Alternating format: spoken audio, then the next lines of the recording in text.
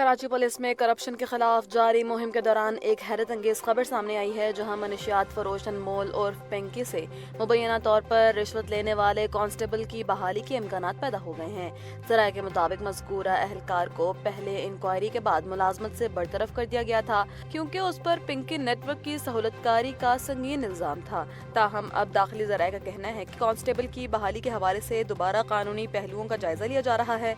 ये केस उस वक्त मंजर आम पर आया था जब मनशियात के खिलाफ एक बड़े ऑपरेशन के दौरान अहलकारों पर रिश्वत के इल्जामात लगे थे। अगर ये अहलकार दोबारा बहाल होता है तो इससे पुलिस के एहतसाबी निज़ाम पर संगीन सवालात उठ सकते हैं। शहरी हलकों में इस खबर पर तशवीश पाई जाती है, क्योंकि मनशियात का खात्मा पुलिस की अव्वलीन तरजीह होनी चाहिए। वफाकी हुकूमत ने मुल्क भर में ईद उल अजहा के मौके पर सरकारी तातीलात का ऐलान कर दिया है, जिसका नोटिफिकेशन भी जारी हो चुका है। वज़ीर आज़म की मंजूरी के बाद काबीना डिवीजन का कहना है कि इस बार ईद के मौके पर अवाम को 4 रोज़ की छुट्टियां दी जाएंगी, ताकि वो मजहबी फरीज़ा सुन्नत इब्राहिमी को भरपूर तरीके से अदा कर सकें। ये छुट्टियां ईद की तैयारियों और कुर्बानी के मराहिल को आसान बनाने के लिए दी गई हैं। ईद की तातीलात का ऐलान होते ही मवेशी मंडियों में रौनक बढ़ गई है और लोग अपने प्यारों के साथ ईद मनाने के लिए आबाई इलाकों का रुख करने की मंसूबाबंदी कर रहे हैं। हुकूमत ने सिक्योरिटी और सफाई सुथराई के हवाले से भी खुसूसी हिदायत जारी कर रखी हैं, ताकि ईद के दिनों में शहरियों को किसी मुश्किल का सामना न करना पड़े। ये तातीलात सरकारी और निजी इदारों पर लागू होंगी, जिससे ईद की छुट्टियां दोबाला हो जाएंगी।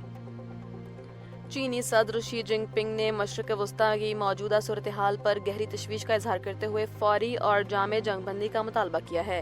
सदर पुतिन के मुलाकात के दौरान उन्होंने वाज़ेह तौर पर कहा है कि खित्ते में दोबारा फौजी कार्रवाई शुरू करना पूरी दुनिया के लिए इंतहाई खतरनाक साबित हो सकता है। उन्होंने इस बात पर भी जोर दिया कि मसाइल का हल महज ताकत के इस्तेमाल में नहीं, बल्कि मुज़ाकरात के तसलसल में है और आलमी बरादरी को इस जानिब संजीदा कोशिशें करनी चाहिए।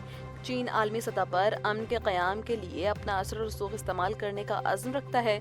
शी जिनपिंग के मुताबिक जंग के फैलाव से इंसानी अलमिया पैदा होता रहा है, जिसका सदेबाब सिर्फ सिफारती राब्तों से ही मुमकिन है। ये बयान एक ऐसे वक्त में आया है जब आलमी ताकतें खित्ते में कशीदगी कम करने की कोशिशों में मसरूफ़ हैं। इस्लामाबाद की अदालत में ईमान मिजारी केस की समाअत के दौरान एक गैर मामूली सूरत हाल पैदा हो गई है। यूरोपीय यूनियन के नुमाइंदे को मुसलसल दूसरे रोज भी कमरा अदालत में जाने से रोक दिया गया है। वफ्द के अरकान को अदालती गेट से ही वापस भेज दिया गया है, जिस पर कानूनी माहिरीन और इंसानी हुकूक के अलमबरदारों ने तशवीश का इजहार किया है। ये केस अपनी नौइयत के लिहाज से अहमियत इख्तियार कर चुका है, क्योंकि इसमें आलमी मुबस्सिरीन की दिलचस्पी बढ़ती जा रही है। अदालत के बाहर सिक्योरिटी के सख्त इंतजाम किए गए हैं और किसी भी गैर मुतल्लका शख्स को अंदर जाने की इजाजत नहीं दी गई।